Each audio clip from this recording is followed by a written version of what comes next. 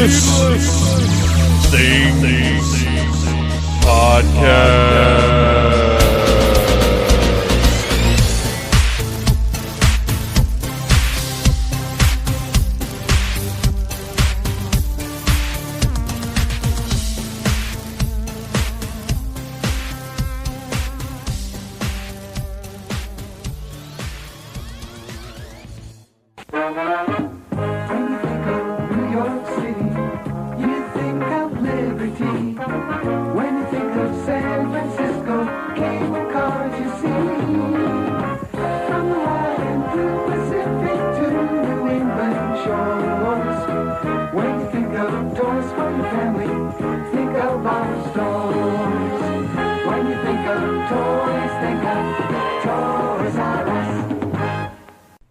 Hey, Phantomaniacs, welcome to the newest episode of the Needless Things Podcast, where we talk about toys, movies, music, and all manner of pop culture dorkery. I am your host, Dave, and I know that was a little different, but today's episode is a little different because we are going to be talking about Toys R Us, the greatest toy store there was. The opening is a little different because I wanted to do something neat. I've got a couple of commercial spots I'm going to play for you guys throughout this episode. Myself, Belligerent Monkey, and our head of research, Ryan, are going to be talking about our own personal memories of Toys R Us. And those are a couple of guys that I've shared the most Toys R Us experiences with and known the longest over the decades that I've been going to Toys R Us, or that I had been going to Toys R Us. We share some memories, we talk about the good, and we talk about the bad, which is what they did wrong and why they're not around anymore, or at least not around anymore in America. Apparently in Canada, they're still going on. But for the most part, Toys R Us is officially now a thing of the past, which bums me out. When we went to Wilmington a couple weeks ago, I didn't bother going by the one up there because I've already got pictures of it. I didn't feel like it was worth going a little bit out of the way to get a picture of it now that it's closed. Like I could grab an old picture and be like, "Oh, sadness, it's closed now. Look at it," and nobody would know the difference. So I decided we'd spend our time doing other things.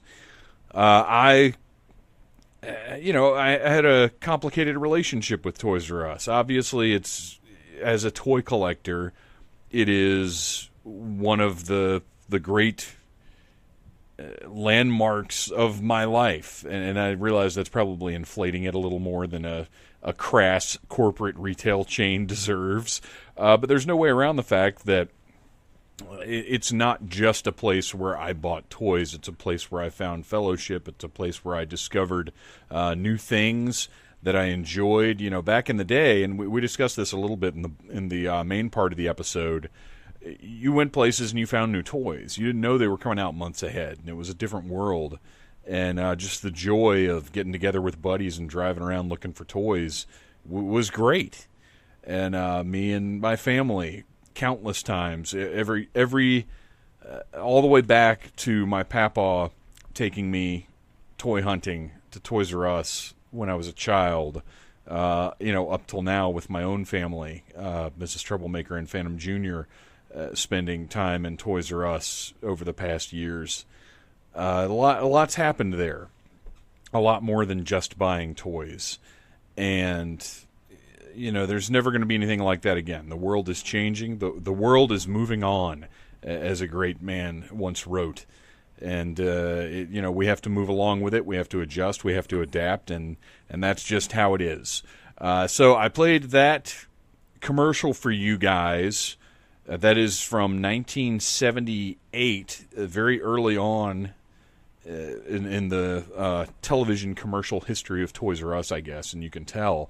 As we move along, I will play more Toys R Us ads, but right now I want to play something from one of our friends, Rich, from the Nerdy Laser podcast, which I was recently on, talking about Jurassic World and Jurassic World toys, no less. So look up Nerdy Laser, find that episode, find all the episodes, but find that episode for me and Rich talking about Jurassic World. And now, here's Rich with a Toys R Us memory. Hello, this is Richard Yule, and I'm the host of Nerdy Laser podcast, also a co-host on the Pro Wrestling Roundtable podcast. And Dave had sent out a thing on his Facebook page, the Needless Things Facebook page that you should be a part of, asking if we wanted to send in a memory or a story or anything about Toys R Us. So I thought I would record this because as a kid it was a very special thing to go to Toys R Us. It was an event. I mean, we didn't have one real close, and when I did get to go, it was just a big deal. And but for me as a kid, when I remember going, it wasn't so much the toys. It was the video games. I had one of my favorite systems was the Game Boy, and I loved the way Toys R Us did their video games. A lot of people didn't, but I just thought as a kid it created this idea of like, wow, video games are really special. If you don't remember, back in the day, they had not the actual video games in a case or anything. They just had an aisle, and they had plastic flaps that had the video games in there. And so, like the description and the front cover, and you had to flip it up to see the what the game was about and the graphics on it. And there was a tag that had the price underneath it. And so it's sort of like a video game rental place, except you were buying this. So you took the tag and you went up front, or at least at my store it was up front. And there was a guy that was inside this like glass protected booth, like a toll booth kind of thing. And they would sit there and you'd take the ticket, and then he'd go find the game, and then he'd come back and bring it. And it was just a really big deal. I think that is the one thing that will always stick out to me for Toys R Us. Like I said, the toys weren't the biggest part for me when I was a kid. I probably bought more toys from there as an adult than as a kid. But the video games, that was something special. The way they displayed their games and game systems, it's unlike anything I have ever seen then or now. And with all the digital revolution, we won't ever see anything like that again. So I just wanted to share that story. Maybe you guys remember it too. And it is very sad that Toys R Us will be no longer, and that's it. And, Jeffrey the Giraffe won't be in the minds of kids. And it's just a really, Toys R Us is just a legacy store. And, whether it's digital or whether it's buying things online or what have you, whatever caused them to go under, this is the future. And, I hate it, but I am a product of it at the same time. I live most of my life by the internet now, so as most people do. So Toys R Us, I'm sorry. I've gone to you many, many, many hundreds, thousands of times, and I wish there was one closer to me. But even as an adult, there's not one that is right down the street from me. So I don't get to go often these days, but whenever I do, it was a very special event, and I always liked going. So that's it. I just wanted to give my little story about it, and I don't want to grow up. I'm a Toys R Us kid. I don't want to grow up. I'm a Toys R Us kid. They got a million toys at Toys R Us that I can play with. I don't want to grow up. I'm a Toys R Us kid.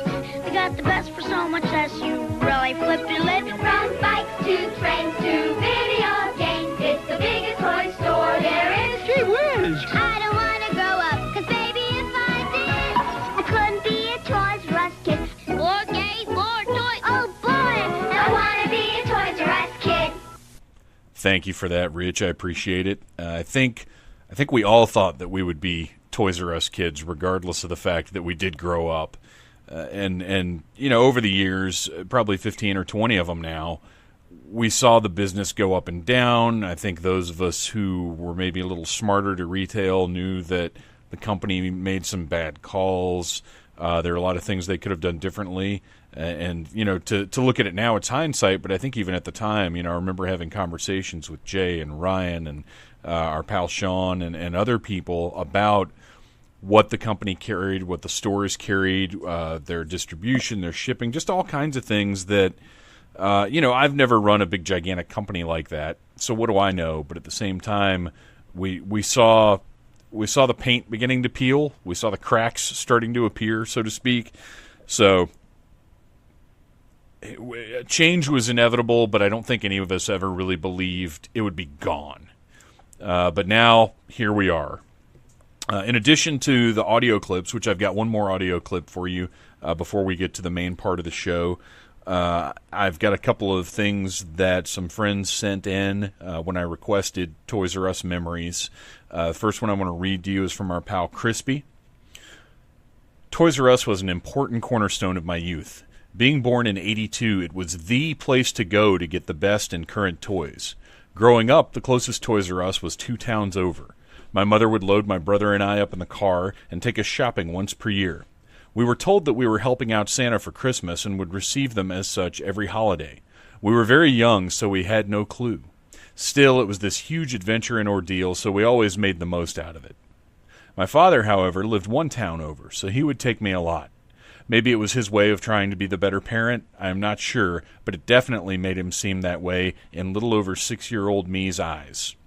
It was there where he bought me the video game of my favorite toys and cartoon ever, the NES Teenage Mutant Ninja Turtles. To this day, I still associate my love of TMNT with Toys R Us, and to this day, I still have yet to beat that damn game. Forever a Toys R Us kid, Crispy.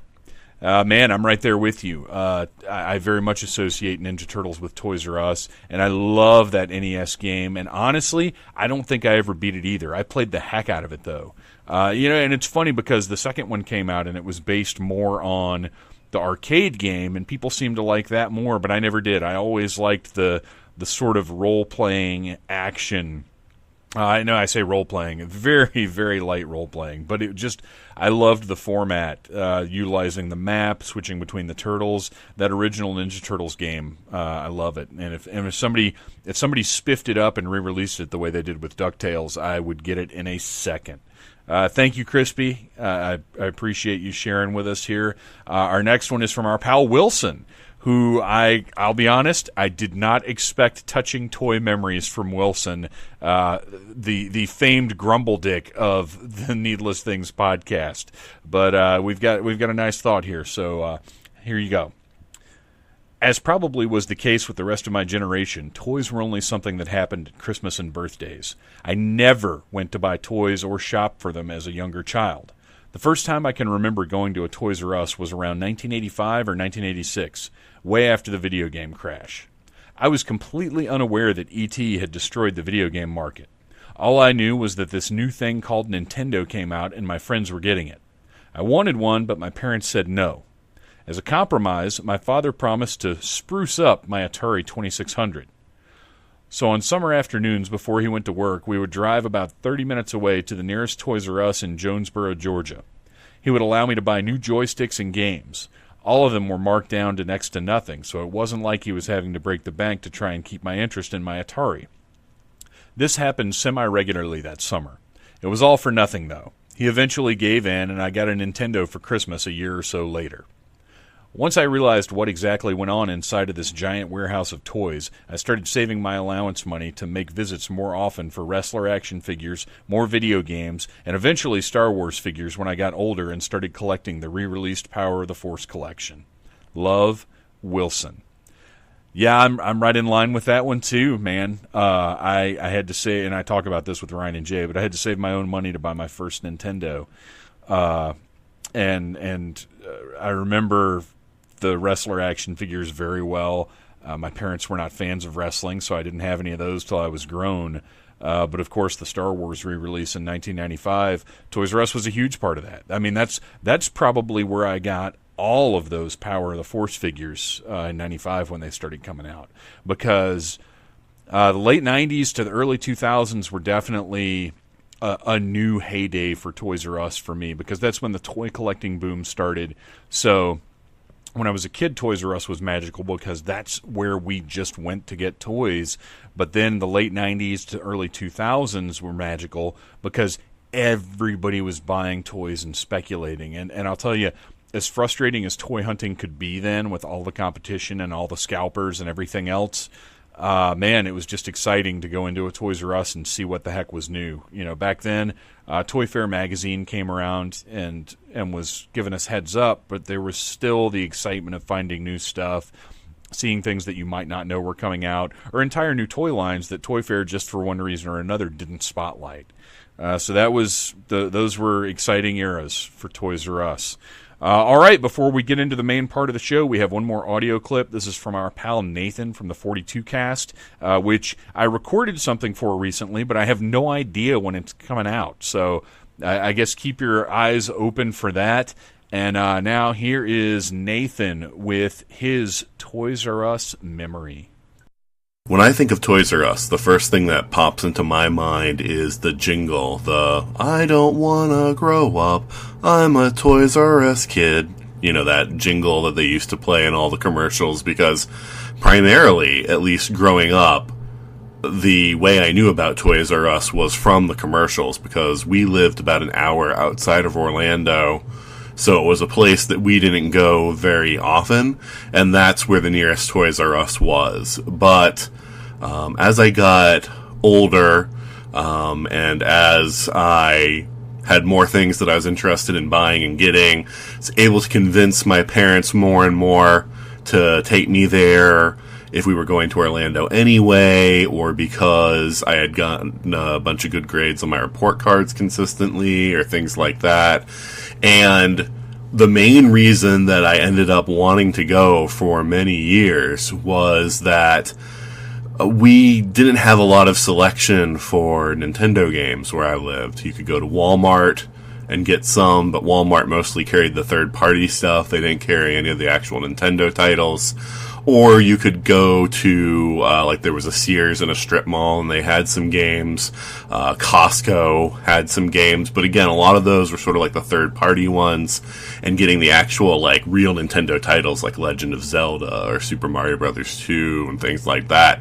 Those were things that you had to go to Toys R Us to get. So, you know, and the thing that I think about with that is how they used to have the aisle with the video games, and the games themselves wouldn't even be on the aisle. It would just be this big wall, basically, of these tickets next to a picture of the cover of the game, because they knew that the games were small enough that they would be high shoplift items. So they did this ticket system where you would carry the ticket to the back, and the guy at the back would hand you the game after you would, I think you had to purchase it first. But I just remember the big wall of so many games. Basically every Nintendo game you'd ever heard of was on the wall. And of course they had some other video game systems too, but at that point in time nobody really cared about that. But, and that's always my fond memory of Toys R Us, because I didn't get to go there often. And when I did go there, it was almost always to get a Nintendo game. But that was the thing, and it was just so impressive. It was such an awesome store.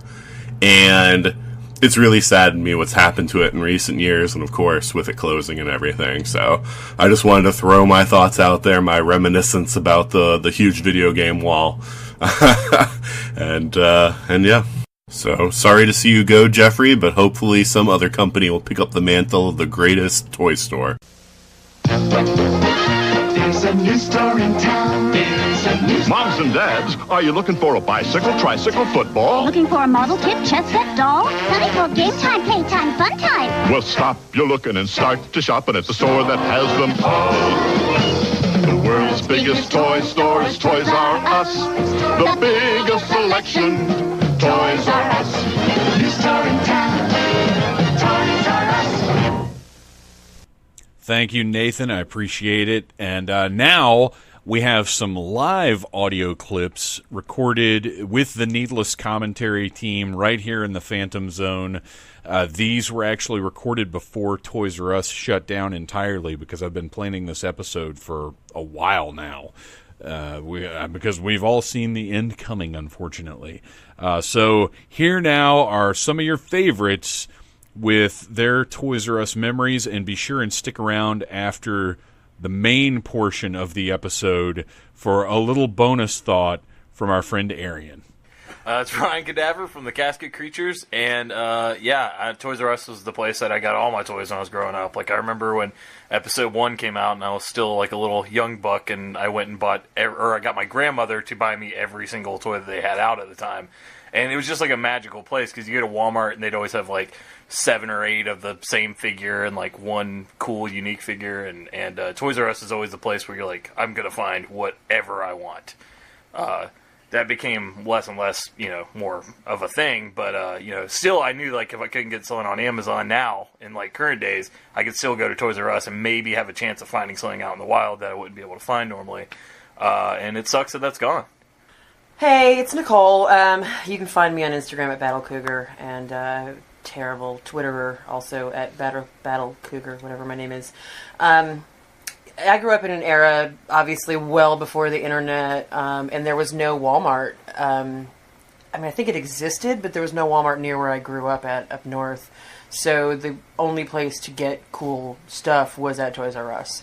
So, and occasional KB Toys. But Toys R Us was, like, the place that I went to for any of my toy needs for my entire life until the internet happened, and still now when I can't find stuff, like, go to Toys R Us and get it. I just got like a really cool like Jason figure and t-shirt at Toys R Us like 2 months ago.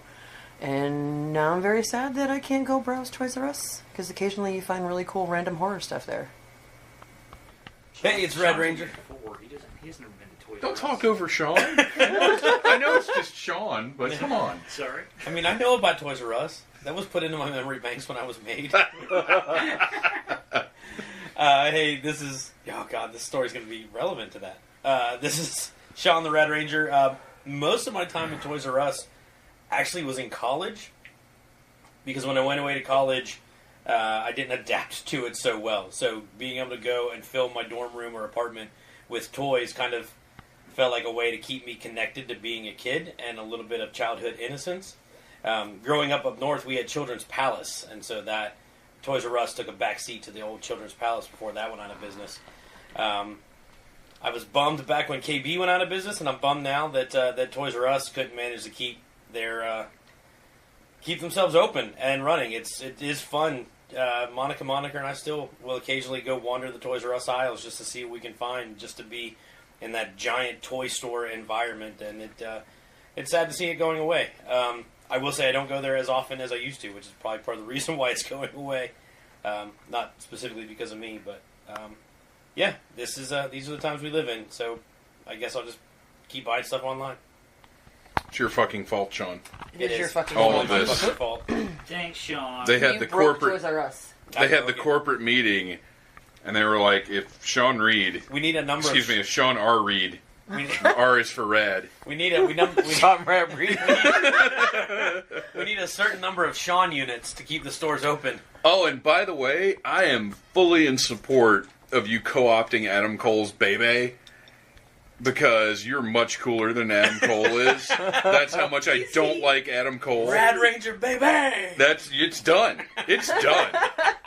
I don't wanna grow up, don't wanna grow up. I don't wanna grow up, don't wanna grow up. I don't wanna grow up.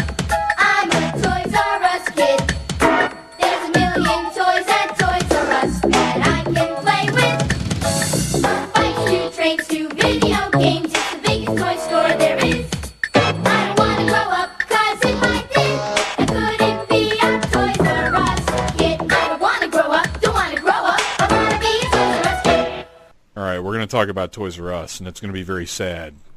And I already know it's going to be sad because last night I was at work looking at pictures, because I was trying to find information about the grand opening I went to years ago, and I couldn't find anything, so I'm just looking through Toys R Us pictures online, and it was just bumming me out.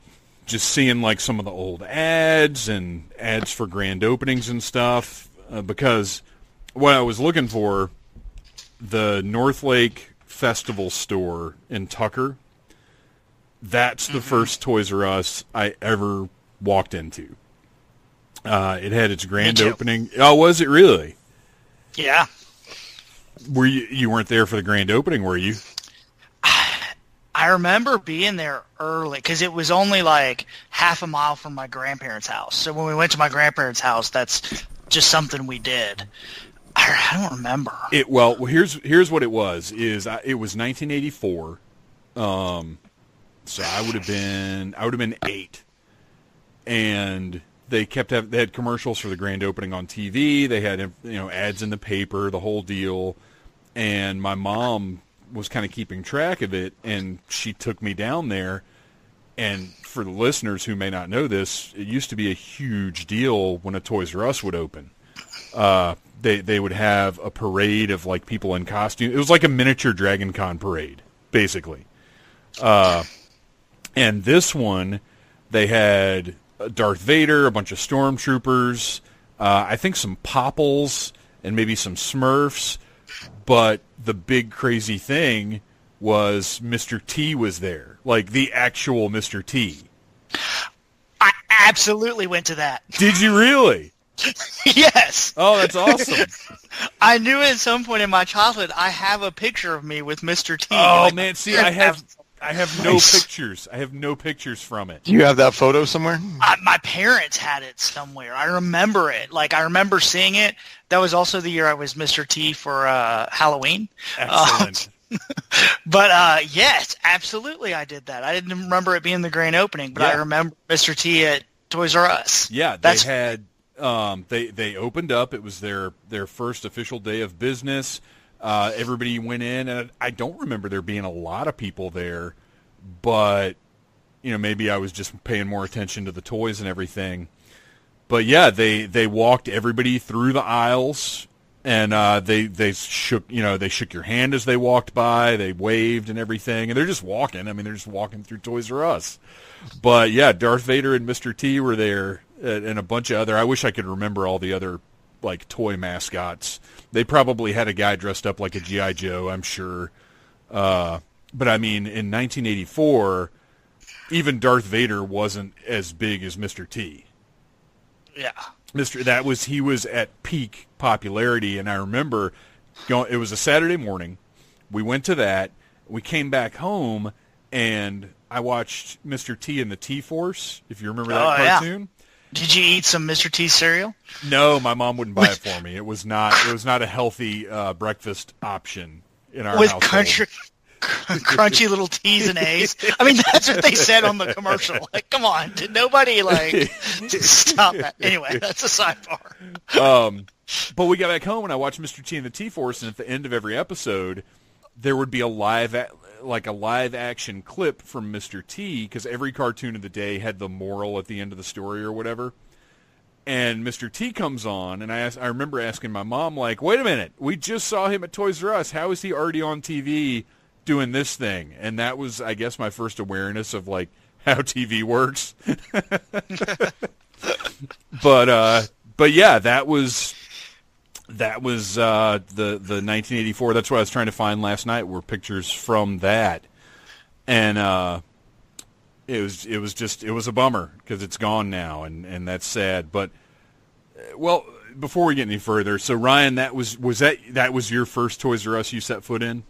Oh yeah. And I mean, I was only 4 years old when it opened, so like I don't remember it, but I've seen pictures of like me with Mr. T and like something else for that day. So yeah, I was there. That was my only Toys R Us for a long time.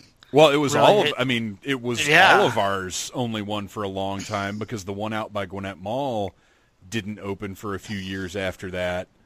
And really those were the only two for the primary decades of my toy buying, I guess. Yeah. Because the Mall of Georgia one came much, much later. Jay, what about you? Do you remember your first Toys R Us experience?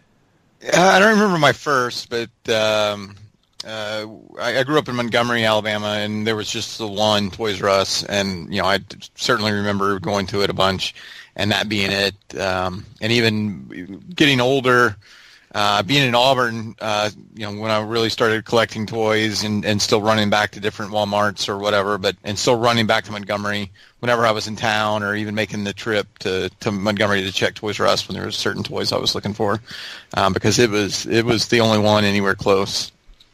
What's crazy about that Montgomery store too, I went there, I guess about a month and a half ago or so, right before when they were closing. They never updated that store. Nope, still the old style. Yeah. Where you the long hallway to walk in from the outside. Then you had to do the kind of U-turn in through the doors, and then again another kind of turn around. So I've got vivid memories of that, and like you said, it never changed. I mean, they updated it a little bit, but the same floor plan was pretty much the same. That's how the one. That's how the one up in Wilmington, where my grandparents lived.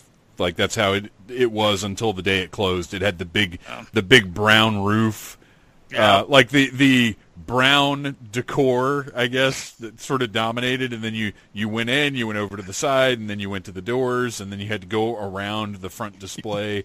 Loop around to get back through. Yeah, and I love that. I love that, man. I forgot how confusing those old layouts were too. Like when I went in that one in Montgomery a couple of months ago, it's hard to find anything. Like the new ones at least were laid out kind of by category. Those old ones, it'd be like half an aisle of something here, and then you kind of wander around and find something else. So the one in Montgomery, was it still, because they changed the layout 10 or 15 years ago to what we're probably mostly familiar with, where all the action figures are to the left, all of the... Yeah, this was different. This was back right. The old school one, where it was back right, and it was like not full aisles. It's those weird half aisles that go from the front of the store to the back. That's what Wilmington was up until the end, was just long aisles that ran like the whole length of the store, with like a middle aisle cutting across them, and they'd be... Oh, and all the video game stuff was still in glass cabinets, like just on some aisle. There wasn't a video game section. It was just there. It's still, it was the aisle, like two aisles down from the bikes. Yeah. Man, I remember going to that one, because that's what bummed me out, is I never really got a last visit to the one in Wilmington, because we went up there last week, but it's closed, so I never got one more time. But one of the highlights of our trips up there was my grandfather would always take me all over town doing toy runs. Like, when the three of us were younger, like in our 20s or whatever, toy runs were a thing where we'd go and hit Target, Toys R Us, drive all over town looking for the new Spawn figures or Star Wars or whatever it was, right? Well, my grandfather would take me on those runs when I was a kid. We'd just drive all over Wilmington and go to Best, to Lionel Play World, to Service Merchandise, to Toys R Us, everywhere.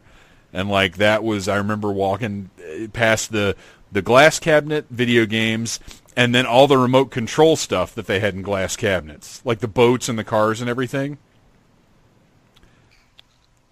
All the RC stuff. Yeah. It was like it was the exact same glass cabinets, but it just had that stuff in it instead. Toy runs used to be such a fun thing too. Yeah.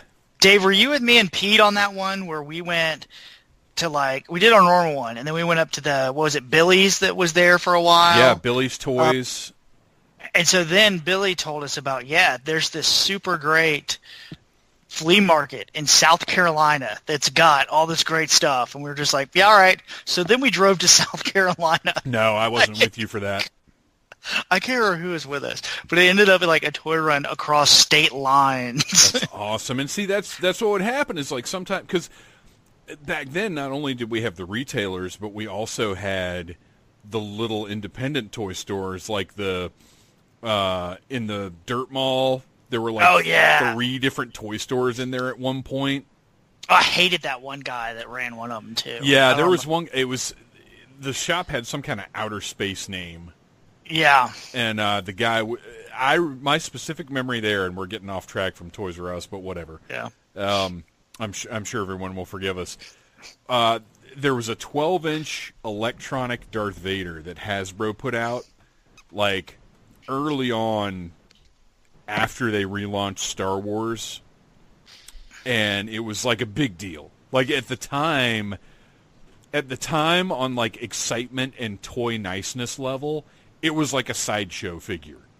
Like it was to us, it was that quality. You know what I mean? Like it was like, ooh man, look at that. He talks and like the helmet comes off and everything. And I went in there, and he had it for like $35, which back then was a shit ton of money. And I was like, oh my gosh, I can't believe this is sitting here. It was hard to find for some reason. And I didn't have cash on me. And at the time, I just didn't use credit cards at all. And I asked him, I was like, hey, can you hang on to this? I got to run to an ATM or whatever. For whatever reason, I had to come back later to get it. And when I came back, he jacked the price up to like $50 or $60 or something. What a dick. Yeah. I mean, I guess he knew you were coming back for it, so you must have really wanted it. And, right. And when I asked him about it, he was like, oh, yeah, when you brought it up here, I noticed the price on it was wrong. And I didn't buy it. I was like, I'm not. But I think that's the most outright piece of shittery I've ever experienced in, like, toy buying. But yeah. to get back to Toys R Us, what was your main Toys R Us? For the longest time, it was the one in Montgomery. That's the one growing up my entire life, plus, and then into college. It wasn't until we moved to Atlanta that we started, or I started going to a lot more and seeing a lot more different ones all over the place. And then it kind of migrated to the one over by my office in Marietta, off of Barrett Parkway. Now, but for the longest time, it was Montgomery.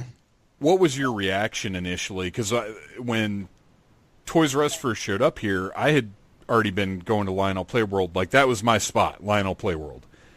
And when Toys R Us first showed up, I was kind of resistant to it. Did you have somewhere prior to Toys R Us, or was that kind of your first big toy store? Not that I can remember. I think that was the first big toy store, and I do just remember the sense of awe, like how big it seemed growing up, that it was such a big place with so many toys, and there really wasn't much else. I mean, I guess it's maybe the KB toys at the mall or something, but nothing even close to the size or scale that it was. I remember initially the big difference between Lionel and Toys R Us was Lionel Playworld had a massive, like, 16-foot by 8-foot section of Migos that was like, it was like 100 figures of the Thing, and then like maybe one or two others, and they were marked down to like 62 cents, and that was there forever. What Ryan, what was your you've been around a lot too. Like, is there one Toys R Us that you kind of feel like you stuck to more than others, or is it just a bunch? I probably stuck to that Tucker store more longer than anywhere. Even when I was living closer to Pleasant Hill and we would go to that one, I probably still ended up at that Tucker store more for some reason. And then when I moved down here, I'd go to the Columbus store, which wasn't a bad store. They had, you'd kind of hit the jackpot with certain workers, and there was one lady who knew what I was there for, and so sometimes I wouldn't even have to walk all the way into the store. She would just tell me what was down there because she knew what I was there for, and I'd say, okay, and then I'd walk out. And then they had one, like, good manager who would come over if he saw me, like, hey, what are you looking for? And I'd tell him, and say, all right, hold on. And he'd go in the back and kind of see what they had, which that was really nice for a little while when I'd catch him there. Yeah, I had that at the Pleasant Hill store for a while. Let's talk about the employees a little bit, because we'll talk about the store itself plenty. But over the years, to me it was always at least a little step above other retail, because in general you could find somebody who knew what was in the store, who knew where things were. Like, it was never, when you go into Walmart, nobody knows where anything is. They don't want to help you. They don't care. But Toys R Us, to me, that you could always find someone to help you out or look for the thing, or that knew something. Yeah. Yeah, and there'd always be that one or two employees that were also collectors, which on the one hand, you'd be like happy to talk to them because they would talk to you about everything. And on the other hand, you would curse them under your breath because you knew they were getting the good shit. Yeah. Like, they were getting bits of everything. You knew boxes were going out of the back for them and their friends because they knew what to get. Well, and that's what's funny is, like, when at one point I went to the Pleasant Hill store, which, by the way, we also have to mention the trend, which is probably part of what killed Toys R Us, of they would have a store, And rather than remodeling that store, they would just abandon it and move like a mile down the road. Which is what... if that. I mean, there's one near my office, I guess a little further south, where they are in the same parking lot. They my went gosh. from one side of the parking lot to the other. Well, that's the one by Gwinnett Mall did that because they were in the old school brown roof building, and then they moved it's not even a mile up the road. It's maybe a quarter mile up the road into one of the new silver and blue style buildings or whatever. And then even the one out at Mall of Georgia, which even when it closed wasn't that old, did the same thing. And it was a new, I don't even know why they moved. But they would move just like a mile away. Be like, here's our new store that we just spent a bunch of money on that we should probably save in case times get tough in the future. But that Pleasant Hill store, that's the one that I think I frequented the most because it's kind of always been central to wherever I've been. Yeah. And for the most part, they've had really good people there. I would say over the past 15 years, there has always been someone that was like you were saying, Ryan. I would walk in and they'd be like, "Hey, what's up? Here's what came in, or what is coming out that we don't know about yet, or whatever." But one of my last visits there was a whole pile of recent Marvel Legends and some NECA stuff just sitting all in the same spot, and I was like, looks like they cleared out the employee holds. Because it was all shit that I had not seen in the store, but it was all just in a found pile. it stashed away in a cranny or nook somewhere. Right. Do you remember when they used to put the overstock above the aisle? And you could, if you're looking for something, a lot of people wouldn't think to look up there, but you could lift the flap up. Yes. And grab stuff. I can't count how many times I've been yelled at for opening that top thing and pulling stuff out. I can't tell you how many times I found something good up there because it looked like it was sold out or missing, and it's just hidden up there. Yeah, I've found stuff up there, and I've also, it hasn't happened as frequently, but every once in a while I'd find something hidden behind other stuff in a different section. Yeah. One of the G.I. Joe... the multi-packs that they were doing, the ones where you had to build the Weather Dominator or the mass device, the 3-packs. I think they were the ones that came with the DVD too. But anyway, they were the box sets, and some of them were hard to find. Some of them ended up at Ross for $3. But one of the hard to find ones I found in the baby doll section behind some very carefully placed, I don't remember what they were, and I don't remember what made me go look over there. But I was like, holy shit, it's the last piece of the mass device. Great. I'm done. They, and we were talking about, getting recognized. I always had that feeling too, it was great to be recognized and all that, but I always had that, back of my head that was great. You're the, 30-year-old that is known to all the toys. Yeah, the toy employees. Yeah, but you're not the only one. I mean, there were tons of us going in there. And at least you weren't the Hot Wheels guy. Oh, gosh. Those Hot Wheels people are serious. Oh, they're maniacs, because when I worked at KB, and actually I very briefly worked at Toys R Us. It was just for one Christmas. It was the one by North Point Mall. And it was great. It was a great job. I thoroughly enjoyed it. I didn't stick around because something better came along, but I worked in the stock room, and it was a good company to work for the time that I worked there. So I'll just say that. And then as far as the Hot Wheels guys, I also worked at KB Toys because I've worked it everywhere, and they would call us we would get there I think 2 hours before the store would open, and they would start calling because they knew when our trucks came in. They knew what time the employee. They're like stalkers. It's insane. And they were very, what's the word I'm looking for? They felt like they just deserved to have stuff held for them, and that we should just open cartons for them and do whatever they were very entitled. It was, those guys are the worst. I'm glad you brought that up. How do they display those? Do they just put them on the wall Or did they have pegs in their house? No, they're cases. There are wall cases for Hot Wheels. Huh. They keep them in the package, or do they open them? I'm not sure of. The cases I'm talking about are made to display them open. But I'm sure some of them keep them on the card too.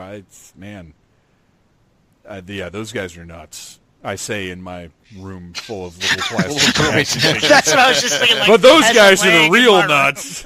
Yeah. What are some specific? I'm sure you guys have like specific memories of going to Toys R Us, because I mean, we went there for years. We were there for events. We were there for midnight sales. We were there for all kinds of different stuff. Do you guys have any specific memories of like a Toys R Us visit or a thing you were looking for?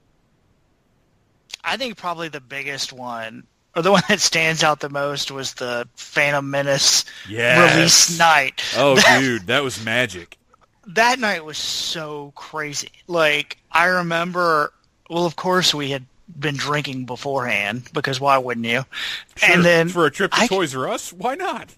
Yeah, I definitely vomited in the trash can in front of the Toys R Us. So they're like families there. Oh my gosh! And then you did now wait?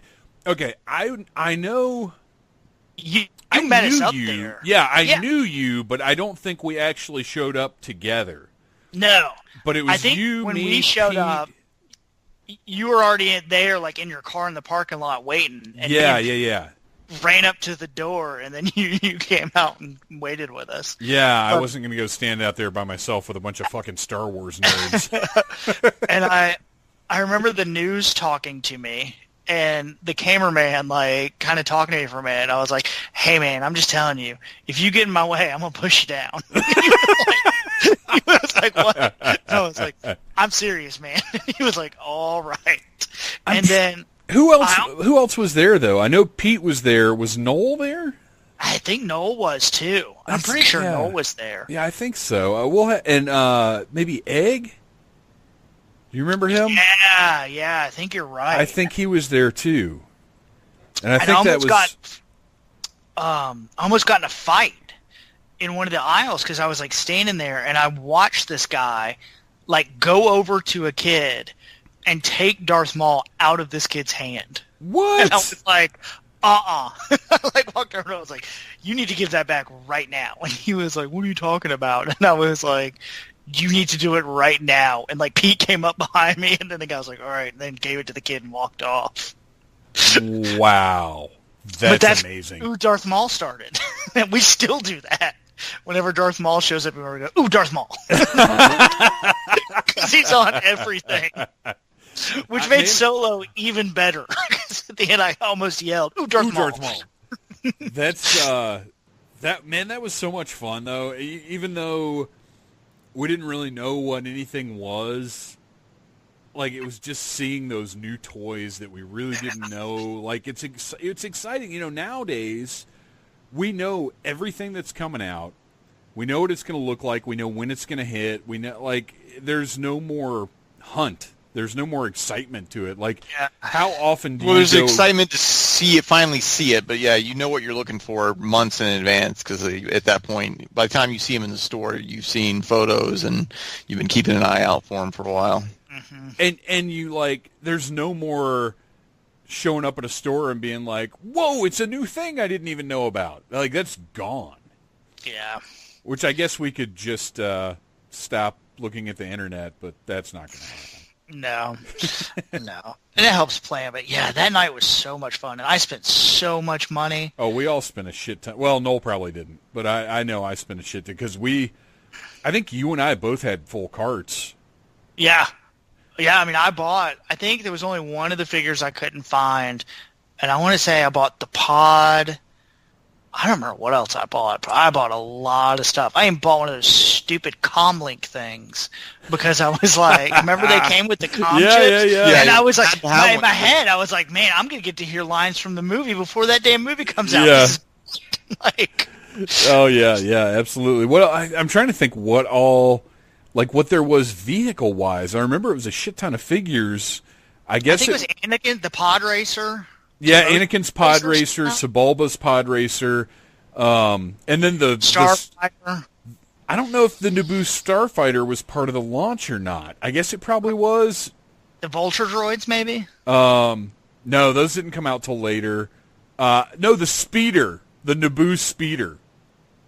Oh, yeah. The blue it came one. with pancakes. And I didn't... yeah, yes, exactly. I didn't get that. I don't think I got that. Or the Naboo Fighter, because I thought the fighter looked stupid, and I thought the Speeder looked boring. I definitely got the Naboo Fighter. I got the... I think I got Anakin's... no, I got Sebulba's Pod Racer. Because I really liked Sebulba's character design, and I thought his Pod Racer looked cool. Yeah. Little did you know, it was Poodoo. Yeah, oh my gosh. Poodoo. I still love the pod racing stuff. Well, I say still, I love the pod racing stuff. I did not like it back then, but now I do. Well, anyway. But just overall, that night was so much fun, and it was so exciting. Yeah, it really we was. had a follow-up when I know I took off for Attack of the Clones, but Revenge of the Sith, we did the same thing. Yep. Find you were there where we had gone, same thing, went to the midnight thing, opening. I don't know if they did one for Attack of the Clones. Because remember that toy, because the Phantom Menace, the toy line... so long. Yeah, the toy line kind of bombed, actually. And the Attack of the Clones launch was pretty low-key. Yep. So I'm not sure if they did one for that or not. But yeah, Revenge of the Sith was huge. Because we were like, all right, let's hope they get it right. Yeah. We all know we all know Anakin's going to get thrown into a volcano. Yeah. Like, so this is their opportunity to give us that beautiful moment of this whiny person getting thrown into a volcano by Obi-Wan Kenobi. and they had a lot of Vader stuff too, so that was the other thing. It's like worst case scenario, I just have a new Vader. I remember buying so much stuff that night, and then the next morning regretting it and taking half of it back. They had that one of the coolest items from that one was the 12-inch. It was Anakin turned into Vader. Yeah. Yeah, that was a good toy. Yeah, that was a good toy. And they did, I guess it was for Attack of the Clones. They did the same thing with a Jango Fett. They had a 12-inch Jango Fett that you, like, put all the armor and stuff on him. That was a good one, too. So Toys R Us-wise, what else? I mean, they did a lot of cool stuff that I didn't necessarily participate in because they would have like the Lego days on Saturday. I remember being in the birthday club, so you would go up there on your birthday. Oh yeah. And they would say your name over the loudspeaker. Yeah. And then I can't remember. I know they would give you a balloon. It seems like something else, like a certificate maybe, and you got money off, or you got something else. Yeah, I remember that was something we did on my birthday every year. You'd get like a $5 gift certificate and like a little gift bag that had like crayons and a piece of paper with Jeffrey on it for you to color, like something like that.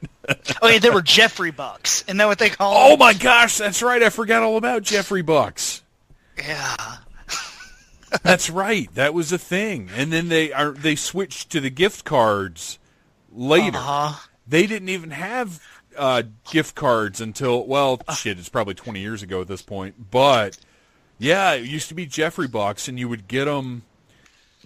I guess it was the same as the reward program, but I remember it working a little different somehow. Yeah.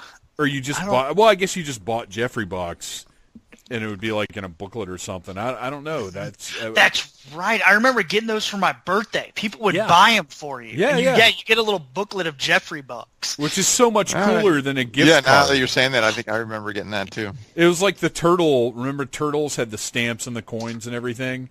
Oh yeah, like, those coins were awesome. Before these bullshit ass gift cards that we have now, every retailer had their own like cool gift certificate type thing. And yeah, Jeffrey bucks were the Toys R Us one. That's awesome. I totally forgot about that. I remember the video games and having to get the little piece of paper and then taking the piece of paper, up to the counter, and then taking that then behind the little glass or little cubby hole in the front of the store where they had to go find the video game for you. Okay, now how did you guys find out that you can't return video games? Because here's how I found out. I had a birthday one year, and I got, I guess, Jeffrey bucks. We went to Toys R Us, and I looked at the Nintendo games used to be in the glass case. And like you said, you'd have to get the piece of paper, take it up front, and tell them what you want. And I was looking at the games, and when I was a kid, I was way into Greek mythology, like big time. And there was this game called Legendary Wings. And the cover was awesome. It was these two dudes with like machine guns and angel wings. It looked awesome. So I get this game, I take it home, and it sucks. It's terrible. And it's not that it's terrible. It's not my kind of thing. It's a shooter. It's a like top view. The angel guys are basically like spaceships in any other shooter kind of game, and you just move them around to get power-ups and shit, which I don't like that kind of game. So I got it home, and I was like, this game is terrible. I just wasted my $50, which I think it's worth pointing out that video game prices have barely increased in the last 40 years. Have you guys ever considered that? Yeah, it's crazy. Games were like $50 when we were kids, and they're $60 now. The $10 increase, that's it. Yeah, it's crazy. I've never really thought about it. Nintendo was what, $150 when it came out? Nintendo was and the $300 when it came out. The original, my parents paid that much? The original NES was $300 when it came out. And I know this because my parents were not going to buy me a video game system. I had to save up my own money to get the first NES. $300, and games were $50 a piece. So I got this Legendary Wings, and it sucked. And my mom was like, "Well, we'll take it back and exchange it for something else." My poor naive mother. And we go back to the store, and they're like, "Yeah, I'm sorry. Once it's been opened, we can't take it back." So I'm stuck with Legendary Wings and an eternal hatred for that game. That's like, it's much more hatred than it should be, because the game's not actually bad. It's just not the type of game I like. But that seriously, if somebody's like, "What's your least favorite video game?" That's it. Because as a kid, losing your $50 is it's huge, horrifying. Yeah, we had a similar story, but a better ending to it. We had bought, my brother and I had thrown in together and put our money together to get the Terminator Nintendo NES game. And it was just god-awful. It was horrible. Same thing. We took it home. Was so excited. Started playing it, and we both hated it instantly. And tried to take it back. And then, they asked, why are you bringing it back? So because it's terrible. It's an awful game. And they had to explain, we can't just take it back just because you didn't like it. But I think the person felt pity for us and basically said, "All right, I'll do it this one time, but just know in the future you can't take games back." And so they let us. And I really wish I could remember what we got instead, but it had to have been better, because nothing could have been worse than that Terminator game. But yeah, so that's kind of how we learned for the first time. But more of we'll do it this time, but not next time. I'm trying. It's to remember. totally the reason I had several copies of Super Mario 3. Like, I think I talked about it so much, and for some reason my grandparents and my parents just didn't talk about what they got me. So I just ended up with a couple of copies of Super Mario 3. I remember they were always in my little box. Nice. I'm trying to think of other like promotions and things that they did over the years, but I mean, in all honesty, they were a big giant toy store, and I don't think there was a whole lot they had to do. Well, the biggest what was the one, game the Nickelodeon show? Toy Run. Yeah. Oh my gosh! Yeah, that was Toys R Us, right? Yeah, that was like the dream. You got I can't remember how long was it. Like, was it 5? How long? Yeah, it was a few minutes. I don't remember exactly how much. It was like 3 to 5 minutes. I think, you know what? Actually, because I've read about this a little bit online, because there's somebody who actually did one of the toy runs wrote a post about it, and I wish I could remember where I saw it. I think Dinosaur Dracula. Yeah, I think I read the same story. When it was XE Entertainment or whatever it was before. Was it him or yeah? It was. It was at least through him that I read the story. And I think the first year they did the toy run, that it was 5 minutes, and then they realized like that was a really long time to be able to put toys in a basket, and that they were really generous about it too. Like it wasn't just a basket. Like they would have employees lined up ready to hand you another cart when you filled up one cart. Like apparently they were really cool about the way they did it, and I guess that's more on Nickelodeon because they're paying for everything. But yeah, that was a huge deal. And okay, so you guys like me thought like there's a chance I could win this. Oh yeah, absolutely. Yeah, I just thought I'd walk in one day and they just say, "Hey, right, you want to do it?" Yeah. I was gonna say, not like I thought there was a chance I was going to win it. I was going to win it. Yeah. Like, I mean, I had a plan. It was going to be part of your life at some point. Yeah. To the point, you're right. Yeah, you're right. The point where you would walk into Toys R Us and you'd be like, okay, I'd go here first. Yes. This is what I'm hitting next. Yes. Absolutely. Oh, what brilliant marketing is that, you know? Yeah. I was going to clean that video game section out. Absolutely. And that's when they would show it on, because I think, what's his name, Mark Summers, the guy that hosted Double Dare and is back on the new Double Dare, which is not bad, by the way.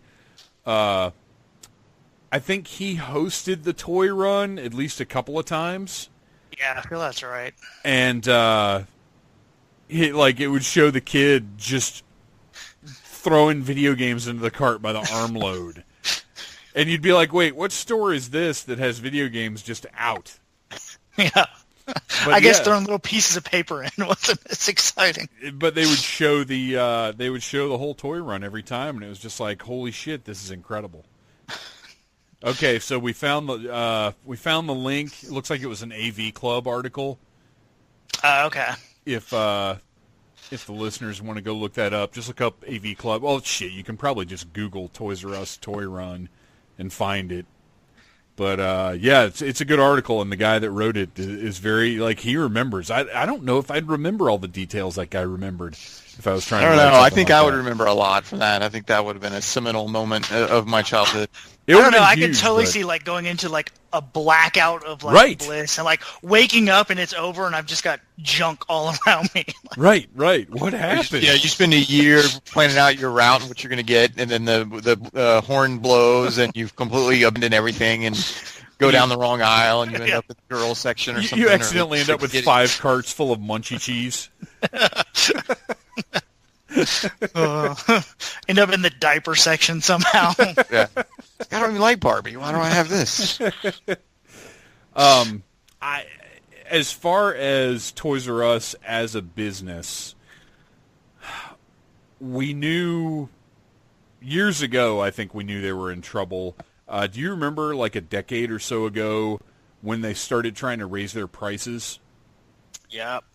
They were the first to do it, and for a little while, I mean, it was a pretty extreme difference between Walmart and Target and Toys R Us, to the point where I stopped looking there sometimes. Yeah, same here. I want to say it was several dollars on let's say Marvel Legends, since all three of us. I think everywhere else it was $15, and Toys R Us was $17, $18. So $3 or $4 on a $15 toy. I mean, it certainly added up. And it was like that with Star Wars vehicles that were $25 somewhere else would be $30 in Toys R Us. It was a big difference. And yeah, like you said, I just wouldn't go there. Yeah, and their selection. I mean, once Walmart, it seems like Walmart and Target started really filling their aisles a little more. I don't know what the difference was, but it seemed like all of a sudden I found more at Walmart and Target versus Toys R Us. For years now, I have, in general, found new stuff at Target. Yep. Much more than I find it at Toys R Us. As a matter of fact, Toys R Us, and I hate to say this because we're trying to pay tribute here, but also we've got to kind of take a look at why they're not around anymore. I'll say this: for the last 3-4 years, I just never expected to find anything new at Toys R Us. We went there because of the novelty of a toy store, but I kind of knew that wasn't going to be the place, with a few exceptions. Every once in a while they'd get a wave of Marvel Legends first or something else. But in general, I knew I just wasn't going to find the newest thing there. They would get, when these new Mad Balls came out, they hit Target first. That was the first place we found them. and it was at least 3 months before they even showed up at Toys R Us. And I mean, this is the toy store. That's their business. Like, they should have anything. They should have it first. And I feel like their distribution was just a problem these last few years. Yeah, I think the worst for me, I mean, not to be negative on it, kicking it while they're down, but we have to look at it, you know. Yeah, it was the Marvel Legends Jubilee wave, where it was a Toys R Us exclusive. Yeah. And I showed up, and then there's like 6 figures that you needed to build Jubilee. They had 2 of them, and they had probably 60 of each of the 2, and none of the rest of them. And so, I mean, it was just an entire section of these. I think it was Strife, and maybe one other one. I can't remember, but so like 50 each or more, and none of the rest of the wave. And I never saw the rest of the wave. So to they this canceled. day, I never got it. They canceled people's pre-orders on that and would send them. Like, I got lucky and got the whole wave shipped to me, but like people that had pre-ordered it from Toys R Us sent them like the Strife, and maybe the Storm was the one everybody else got. Yeah. They just didn't send people the rest of the wave. Like, I don't know how I got lucky and they gave it all to me, but there were a few years where they just couldn't get their shit together on their website.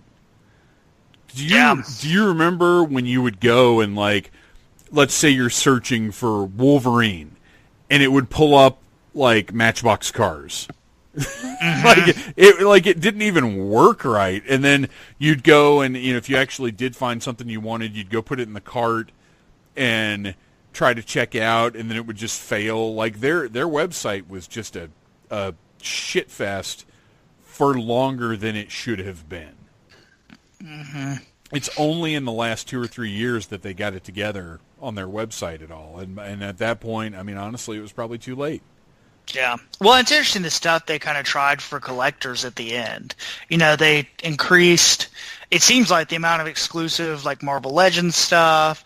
There was Star Wars Black, and then they tried at the very end to do that, like, extended collector's aisle with all the NECA, and then they, by the end, had those display cases with, like, some of the Bandai and all that stuff. Yeah, that was, and it's funny because the Gwinnett Place store got the display case that had the, like, Figure Arts and Metacom figures in it or whatever, and they never had any of the figures. Because I would go in and talk to the guy that I knew in there, and I'd be like, hey, this is really cool. It's cool that you guys are trying something different here, but where's the merchandise? And he's like, we don't have it yet. So the one here got it, and so they put the case up and they put the figures in it, but it was like, first of all, it was like a cheap looking, like, box display, and then it had like 2 Dragon Ball Z Bandai figures, like, and then some other stuff that I have no idea what it was, and those same, like, 6 figures sat in that case for the entire time it was there. Like, they didn't move, like, and some of the stuff underneath, they would put it underneath, and so, like, some of the superhero Bandai Big Art stuff was there, but it was not a good plan. It didn't work. The one in mine, the display case, had Figure Arts Dark Knight Batman, a Sailor Moon figure, a Dragon Ball Z figure, and something else. I don't remember. I don't know what the other thing was. But the space under it, all Pops. Oh, Pops. And yeah, Toys R Us did get a little better with the exclusives. Did you know this?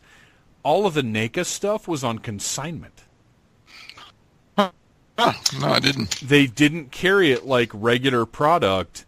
It was all NECA shipped it to them, and it was, as it was sold, they figured out how much they made and paid NECA, and whatever didn't sell, I guess, got sent back to them or whatever. I don't know, but it wasn't normal product, which is why when you went and looked at that section, sometimes it would go like 2 months with nothing new. They had a representative that would come and do that section, and they didn't come every week. So there would be boxes of stuff just sitting in the back that didn't get put out, and that's the guy that I got friendly with towards the end at the Gwinnett Place one. He'd go back and look in those boxes. That's how I got the Christopher Reeve Superman, because that I mean, I've never even seen that in a store, like just for sale. Yeah, I got mine online, I think. I don't remember where I picked mine up. But he walked out and he's like, yeah, we've got a case of them. They've been sitting here for like 6 weeks and the NACA rep hasn't come through. Yeah, that's why I never saw that Superman Muhammad Ali set. I've seen that a few times. I mean, it looked great, but I just, I'm disappointed the Alien and Predator sets got canceled.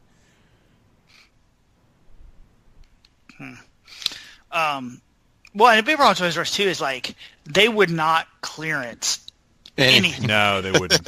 No. I mean, we joke around about Constable Zuvio from The Force Awakens. He had to be the last man standing in that store. Like every single Toys R Us. I was there the last week it was open, and he was still there. I believe it. Like, hold it strong, Constable. Yeah, he's not going anywhere. I guarantee there's still like 1 billion Constable Zuvio figures out in the world. And then when he shows up and is the turning point in the next Star Wars movie, everybody's going to be like, shit, I should have bought him. Yeah, that's not going to happen either. Yeah, he's going to be like a landfill like E.T. It's going to be a legendary story about how they somewhere in the desert there's like 1 million of them buried. Zuvio landfill, that's great. What, over the years with Toys R Us, what are some of the, like, just walking in, are there specific displays or sections of toys or whatever that you remember? Because, like, one that sticks out in my mind, for whatever reason, I remember the 1985 Power of the Jedi was the one with the coins back then, right? Yes. I can't ever remember which one was Power of the Force and which one was Power of the Jedi. Power of the Force was the greenback. That was the 1995, right? Yeah. Okay. So yeah, the Power of the Jedi with the coin. I remember those being out with a ton of Ewok villages and the Ewok catapult. I can picture in my head the like 2-foot section of Rambo figures. Do you guys remember those? Oh, I loved that. Like that playset, the tower thing. Dude, that was like incredible. A centerpiece of my toy playing. And those figures were great too because they were 6-inch, but they had almost as good an articulation as G.I. Joe. But they came with a shit ton of like really great looking weapons. Yep. Like, I played with those a lot. Yeah, Rambo came with like a rocket launcher and like 2 machine guns, 1 small gun. They had holsters. They had places to store all the weapons. Like, it was a great line, but I specifically remember the first time I saw like the Rambo figures and feeling like, because G.I. Joe was my, like, that was it. That's the one for me. But I remember seeing the Rambo toys and being like, oh, hello, Rambo. Jay, do you I have... remember a display with Snake Mountain they had when Snake Mountain first came out. Oh, was it just like a wall of Snake Mountains? Yeah. It was awesome. Man, think about, if you go, and for the listeners too, if you guys go online and just Google like Toys R Us any given year, 1984, 1987, whatever, if you go and Google pictures, you will see aisles that are like 8 feet of just Snake Mountain, and then 16 feet of He-Man figures, and it's crazy the volume of these toys back then. Like, it wasn't an aisle of action figures, it was an aisle of G.I. Joe. Do you guys remember it that way? Mm-hmm. Yeah, I mean, I remember G.I. Joe taking up a whole, like, huge thing. Yeah, they didn't have, like, now, and really probably for the last 20 years, if there's a vehicle that you wanted, like, let's say a Star Wars vehicle. Let's say there's a new X-Wing. Well, it comes in a case with 2 other vehicles, and when you go to the store, there's, like, a total of 8 vehicles of that size, and 2 of them are the X-Wing. But back then, there would be, like, 20 of whatever it was, like just that one vehicle. Yeah, and it wasn't like the action figure aisle; it was the GI Joe aisle. Yeah, and the He-Man aisle. It would where be it like was the entire wall or entire aisle was nothing but.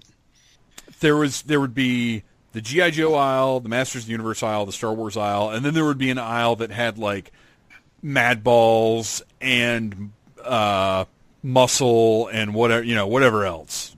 Like there would be the one aisle that had the smaller lines that weren't necessarily related to a comic book or a cartoon or whatever. Well, okay, that's not true. Everything was related to a comic book or a cartoon, but you know what I mean. The stuff that wasn't as big. Transformers had a whole aisle. Try and remember the first time you saw Optimus Prime in a store. It was like 6 feet floor to ceiling Optimus Prime. Mm-hmm. It wasn't like, oh, I found one. I was trying to think back then if I ever had a problem finding anything.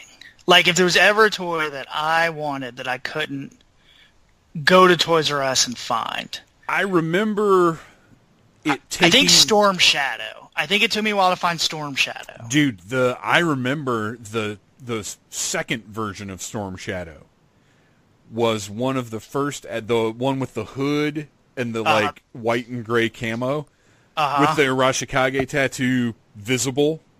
I remember that being one of the first like figures I had to hunt for. Like somehow or other I knew it existed and it just took me forever to find it. The original Storm Shadow, I don't know that I remember having that experience with, although what a great figure. Speaking of accessories, how much shit that guy came with for the time. Mm-hmm. The backpack that opened up, the 2 swords, the bow. I mean, that was he was impressive for the day. Jay, do you remember any, like, when you were a kid, any stuff that you particularly, like, had to look for or had to spend time looking for? That's what I was trying to think if there was any. I don't really remember. It seemed like, I was always, happy with whatever I found there. But I don't remember there being like a certain toy that I was hunting for back then. I remember as a kid having a very eclectic mix of stuff. So, it's like the Inhumanoids. Like I would have like 2 Inhumanoids, and that would be it. And it's saying, then a few masks and a few, so I had like a little bit of everything. I don't remember, being a completist like I am, as I got more of a collector. So I think I was just happy to be there and was, there was so much to choose from. I always found something. Yeah, I started off with Star Wars. I moved to G.I. Joe. And then from there, I think I went to Ninja Turtles. But, yeah, there was always other little stuff along the way. Like, I would have a couple of things. Like, I had one Centurion. I didn't have any Inhumanoids because my mom didn't like them. She wouldn't let me buy them. I think she thought they looked like the devil or something. And I had a few things for Mask. I think I bought the green. Remember the green motorcycle that turned into a helicopter? Yep. I had that I bought myself. But then later on, and this isn't related to Toys R Us, but it's a fantastic story. One of my friends who got into sports early and like just stopped playing with toys way before any of the rest of us gave me all of his Mask toys. Nice. So I got the Boulder Mountain, I got the base, I got the trucks. I got everything. And my mom was like, you can't just take this from him. And I was like, no, he gave it to me. And she called his dad and was like, hey, David just came home with all of this stuff. We're going to bring it back. Make sure. Yeah. And his dad was like, no, he doesn't want it. He's and that's fine. It's out of the house. You just keep it. So I got like, it's like one of the greatest toy moments of my life. I got an entire collection in one shot. It was great. That's awesome. Yeah. And of course I don't have any of it anymore because addicts in Georgia heat do not meld well with plastic toys. Any other Toys R Us stuff that you guys wanted to talk about? I would say, all right, so looking at your collections, what is like the one biggest thing you got from Toys R Us? Not the biggest, but like the most like crazy, I can't believe I have this. Huh. I mean, the Big Millennium Falcon is my favorite toy that I own. I very specifically remember getting it because we were going to Wilmington the day of it was, because that was released with the Clone Wars movie. Remember that hit theaters? Oh God, it was bad. And yes. and I saw it in the theater too. Me too. But the day that release, because it wasn't a midnight release, it was just a regular release. It might have been the first Force Friday, I'm not sure. But we were on the way to Wilmington, and we stopped somewhere. Like I think we had a Garmin GPS at the time, and I looked for Toys R Us, and we stopped at some random-ass Toys R Us on the way up there, and they had the big display of all the new toys, and I can't remember anything else that came out. It was 2007, I think. But I remember going in, and they had 2 of that Big Millennium Falcon, and I bought it, and that thing's worth a fucking fortune now. And it's... How much was it retail when it came out? Because I remember wanting it, but not pulling the trigger on it. I think it was $150. I think that's right. I don't think it was $200, because if it was, I don't think I would have bought it. But then they did a re-release of it a couple years later, and it was like $300 or some shit. Like, it was crazy. But I believe it was $150 when it came out. Was that the year before or after the AT-AT? That was before the AT-AT. That was the Millennium Falcon was the first big collector-oriented vehicle playset thing that they made in the modern era. And then they did the AT-AT 2 or 3 years after that, and the AT-AT's absolutely fantastic as well. Yeah, I've got that. I like that a lot. I think a few years before that, they had an X-Wing that they did that I got that was more of a truer scale than some of the others. So it was a lot longer. Yeah, they did 3 of those. So I remember getting that at Toys R Us. They did Biggs, Wedge, and Luke, and then they never finished Rogue Squadron because shit went downhill shortly. I think Biggs was the last one that came out. And it was shortly after that they started doing like the smaller, cheaper vehicles, and they stopped worrying about collectors as much. They switched over to the 5 points of articulation, 3 3/4 inch figures. You know what? I'll tell you my favorite thing that was like an exclusive Toys R Us thing. In 1985, 6 or 7, it had to be 5. I think it was 1985. There was a G.I. Joe set. I think it was called Special Mission Brazil. And it came with a cassette tape that was an audio adventure of G.I. Joe. And it was, if you go to yojo.com, you can find it, and you can actually download the audio from it. But it came with repainted versions of Dial Tone, Mainframe, and 1 or 2 other figures. But it was this weird thing that my mom just brought home one day, and I was like, what is this? And it's just a little box set, and if you look it up online, if you look up G.I. Joe Mission Brazil, if you Google that, you'll find it. And it was this really cool set. And I think it was one of the first exclusives I ever had, because for some reason, do you remember how Sears would have exclusives? They would have like repaints of the Hiss tank and stuff like that. I never had any of those, so this was like one of the first exclusive things that I had, and I loved that. And it was from Toys R Us. Nice. What about you, Ryan? Is there anything? What's your big? I think probably the biggest thing I have in my collection from Toys R Us is that whole Marvel Legend Fing Fang Foom wave. And like, that's got a story to it too. I very distinctly remember walking into the Toys R Us and seeing them on the shelves, and it was like we talked about earlier. It's right when they jacked prices, and they were $17.99, and like I looked at them and I was like, this is ridiculous. I can't afford to do this for $17.99. And then, of course, I caved because I'm a weak collector. So, I bought them all, and really the figures in the wave aren't that great. Like, yeah, I got this She-Hulk because that was the wave. That was the first time I was like, "Fuck it, I'm not." That was the first Marvel Legends I didn't buy. I was like, "I'm not doing it." That was me too. That was the first time I dipped out. I was like, I can't. I think the regular retail for that wave was like $15, and I think it went from 10 to 15. I think you're right because that was a big jump. I think it went from $9.99 to $15. Yeah. And that was I was like, I can't do it. That's crazy. Yeah, so I bit and did it, and man, I'll be damned if those figures aren't worth hundreds of dollars each now. Oh, I'm sure because they were. In addition to being expensive, they were hard to find. Yeah, I think I saw one of the figures carded at DragonCon this year for $400. I don't know I don't know that I ever saw them at retail. I saw them once, and I got the She-Hulk, and I think that was it out of that whole wave. Yeah, so looking back on it, I kick at myself. I should have gotten it, but yeah. And you better believe, like every once in a while, I'll be on a forum or something, and somebody will be talking about it, and I'll be like, "Oh, you mean this?" and snap a picture of it, and be like, "Ha ha!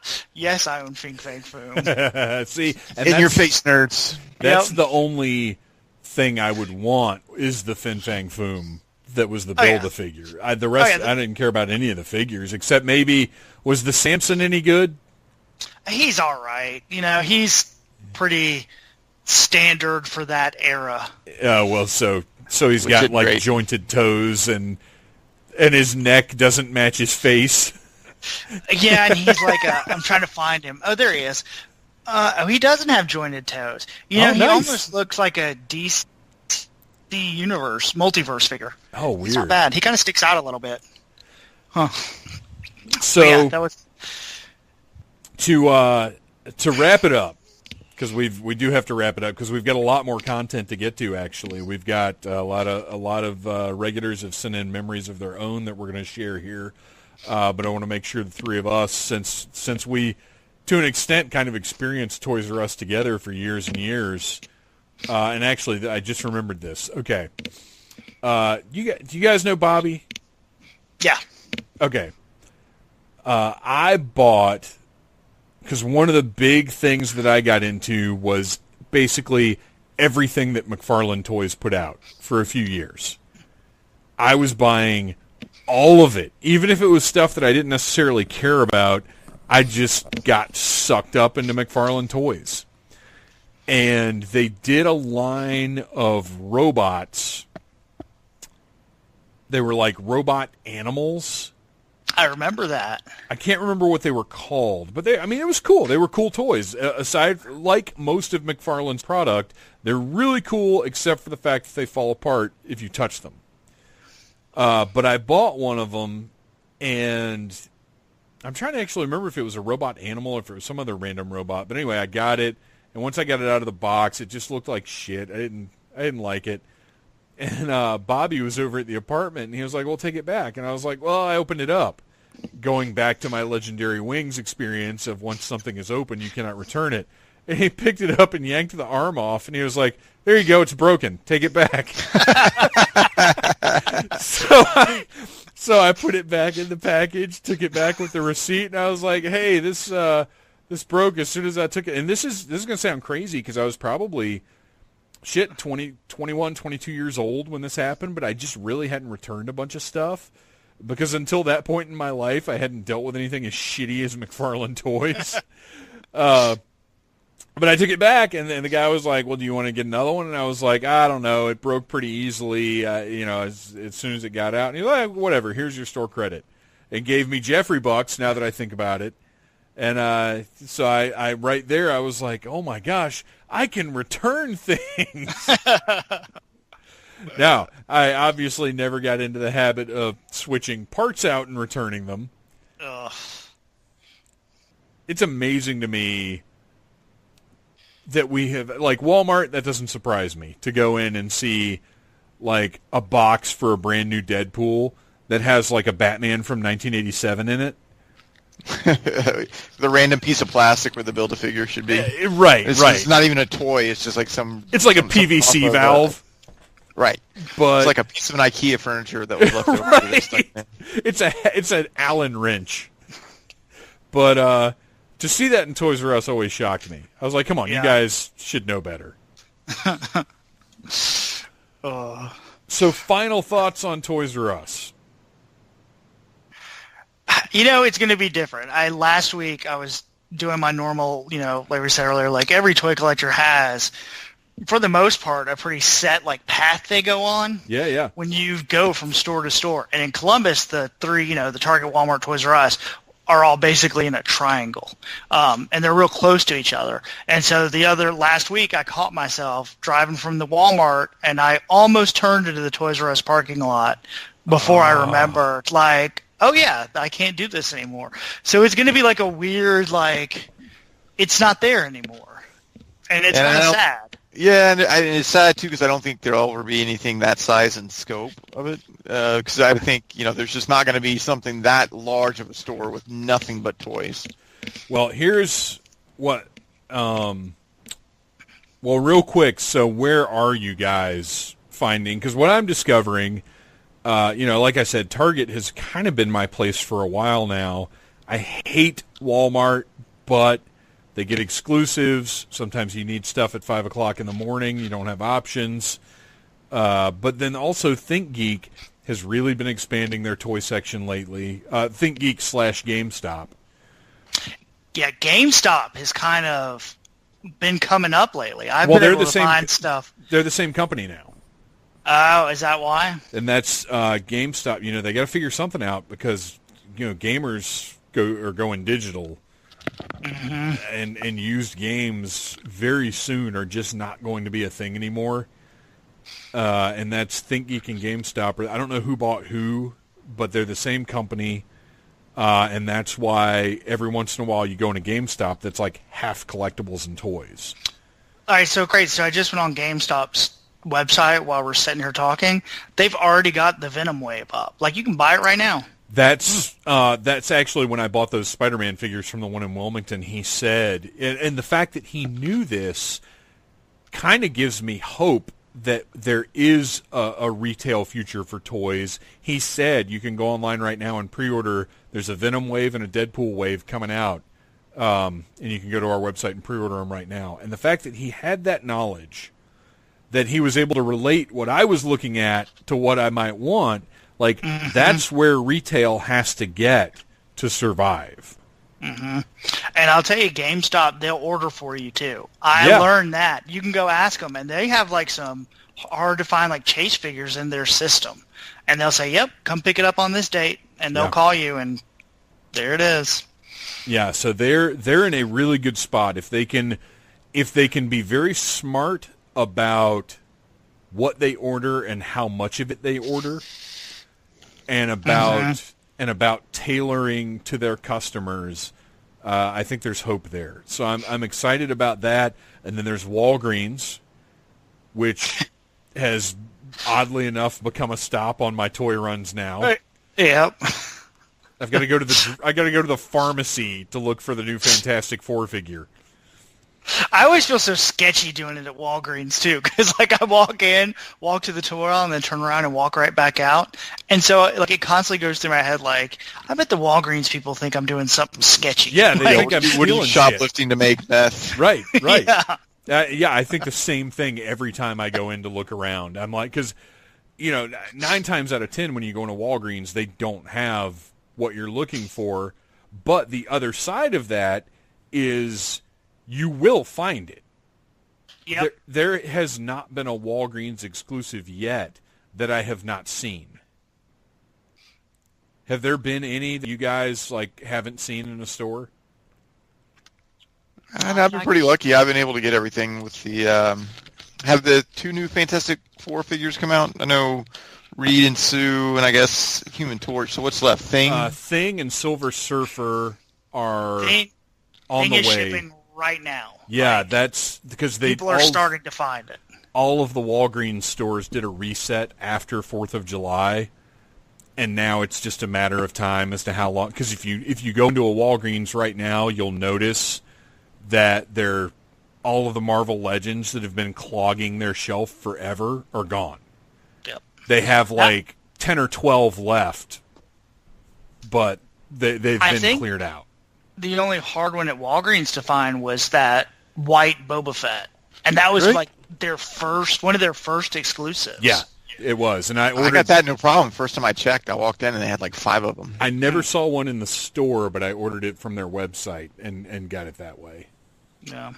I'm trying to think who else. So there's ThinkGeek and GameStop are doing well. Walgreens is doing well. Amazon, obviously, for online stuff. Yeah, I get a lot of Amazon stuff is that way. I'm not going to sit here and complain about Amazon because, quite frankly, if 10 years from now Amazon and Disney are running the world, I think that'll be fine. As long as I don't have to leave the house, no problem here. I guess but as far as brick and mortar, I think that's kind of it right now. Oh no, here's the other thing that I've heard. Party City. You know how Really? they do. You know how they do their Halloween stores, their pop-up Halloween stores. They are this year going to do pop-up toy stores called Toy City, and they'll be just like their Halloween stores. And then, additionally, KB Toys. Have you guys been reading about this at all? No, not at all. KB Toys is supposedly going to be doing the same thing, only their business plan is they're going to do, I want to say it was 120 pop-up stores in America.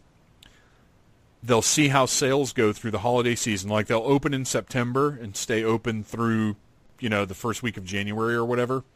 And then based on sales, they will keep 75 of those stores open year-round. If I'm remembering correctly, that's what I've read. And again, Google is your friend, and this information may have changed since I read it anyway, but that has been supposedly the business plan that they have. So toy options are out there. There's still places we can go, but it also still sucks that the greatest toy store there is no more. Not in America, anyway. It's still in Canada. Apparently there's something going on in Europe, but for all intents and purposes, for those of us here in the States, Toys R Us is done. Sad. Womp, womp, womp. Oh, well. Yep. What a terrible sentiment to have. Oh, well. But, I mean, I can't, it's a bummer, but I can't feel too bad because they did it to themselves. I mean, they've had, we won't sit here and go over every single one of them, but think about all the stuff we've complained about with Toys R Us over the years. I mean, they haven't done, it's sad, but they had it coming.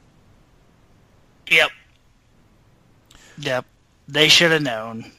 But Yeah. Oh, I'm sure they did know. They were just trying to put it off for as long as they could.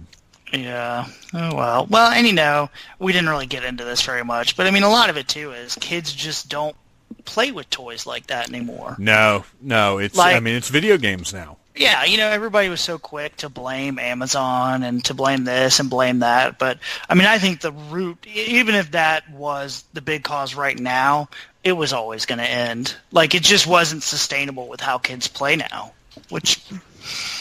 Well, and you know what? Who I blame more than Amazon is I blame Walmart. Yeah. Walmart has become the biggest retailer in America, maybe the biggest retailer in the world. I'm not even sure, but they essentially control the toy companies because they're the source for toy sales, which means if something doesn't sell at Walmart, it's dead. And they only devote so much space to everything. You go into Walmart and it's one aisle of toys. Or of action figures, I guess. Mm-hmm. But that's it. And you can't sustain an entire business, the toy business, with one aisle at a retailer that's aimed at the lowest common denominator. I blame Walmart more than anyone just for shrinking the toy industry in general over the years. Yeah. And they're terrible at stocking. They're terrible at distribution. Yeah, they had money issues too. That was a big part of it was they were in debt and they screwed themselves 10 years ago and they're paying for it now. Yeah, when they got bought out by whatever company it was that bought them out, and essentially was just trying to make squeeze as much money out of them as they could without really trying to make any forward-thinking business decisions. I mean, there were a lot of factors to it. All right. Well, guys, barring any final thoughts, I think we've said as much as we can say about Toys R Us right now. Would you agree with that? I agree. Yeah, I'm good. And we will hand it over to the Needless Things Irregulars, the fans, and the Phantomaniacs to share their Toys R Us memories. Thanks a lot, you guys. I don't want to grow up, I'm a Toys R Us kid. They got a million toys at Toys R Us that I can play with. I don't want to grow up, I'm a Toys R Us kid. They got the best for so much less. You'll really flip your lid. From bikes to trains to video games. It's the biggest toy store there is. Gee whiz. I don't want to grow up, because baby, if I did, I couldn't be a Toys R Us kid. Once a Toys R Us kid? Always a Toys R Us kid. So, Toys R Us. Well, say who you are. Hey, this is Arian, at Such a Lazy Man on your social medias. I have a Twitter account that I don't ever do anything with, and an Instagram that's mostly cute animals, with occasional food, because I'm that guy. I haven't been in a Toys R Us since I was a child, and I'm a 40-year-old man now. I have really no, emotions invested in all this. I don't like things. That's my Toys R Us story. Oh, Arian, you beautiful cranky badger. Don't you ever change your ways. I hope you guys have enjoyed this episode. It certainly was a labor of love, although that's kind of silly to say because every single episode I make obviously is for 222 episodes now. More than that, actually, because they're the Halloween episodes that I did for ESO that someday I need to pull over here, so they're specifically for us, because I'm sure you guys haven't heard them, or a lot of you guys haven't heard them. Toys R Us, it's done, but there is hope, as we discussed at the end with Ryan and Jay. There are other retailers stepping up. There are other possibilities, but there will never again be something as big and as special as Toys R Us, and that's just how it is, and it's unfortunate. You guys, thank you so much for listening to the show. Thank you if you contributed to this episode. If you have your own Toys R Us memories to share, you can join the Needless Things Podcast Facebook group and just start up a post in there. Don't be shy. As long as you're not trying to get political, and as long as you're not being a jerk to someone else, we welcome posts from anyone about anything dorkery related. Toys, movies, music. You know what we do. You listen to the intro. You know how it goes. I want to thank Lesexaflex for providing our music that you are listening to right now. I want to thank the Mystery Men for providing the interstitial music you usually hear. I want to thank YouTube for having tons of Toys R Us commercials for me to get all misty and weepy over. And I hope you've enjoyed listening to those during this episode. And finally, I want to thank the Needless Things Irregulars. I love you guys. Yeah, one thing I didn't bring up that I thought about, one of my favorite things about that Revenge of the Sith thing was I remember being really drunk. Surprise, surprise. We're all, together in midnight. And I think it started while we were in line. We were like, fuck those non-opening collectors. You're not a real collector unless you open. So going through and then just bending, like taking, just bending stuff in half. Any of the card backs, yeah, in half, and then put it back on the shelf in half. Oh, I forgot we did that. Oh my gosh. That's hilarious. It's such a dick move, but you know what? To this day, though, I support that 100%. Fuck. And the thing is, like, I feel like in this day and age, now back then, I don't know, that was what, 2005. At 2005, anybody that was leaving them in the box was a speculator. Yeah. Well, that's kind of what we were thinking. Yeah, fuck those guys. Fuck scalpers forever. Yeah, because that was the worst, because you'd see someone that just, like, you were looking for a certain toy, and then someone would come in and wipe out entire store, and then instantly go to... And did you guys ever run in? Yeah, I was going to say, I will never forget, back when I was collecting that Simpsons line, the really big one. I mean, I have hundreds of them still. Yeah, you got, like, almost all of them. Oh, do you still have them? Oh, yeah. Oh, wow. I have Springfield. I have all the display cases. I have hundreds of them. Oh, but this guy, I was in Toys R Us on Pleasant Hill, and he had 3 of that exclusive Kodos and Kang. Yeah. And he was going to sell them. And I was, like, talking to him, and I was like, come on, man. Like, you took them all. Can I just get one? Like, I collect these and open them. And he was like, no, absolutely not. I'm going to sell these for whatever on eBay. What a dick. And I was like, man, fuck you. Like, yeah, fuck those guys. Thank you for listening to the Needless Things podcast. You're the best. You can find the show on iTunes, Stitcher, Downcast, or in the ears of a Trader Vic's employee. Love you. Mean it. Uh-huh.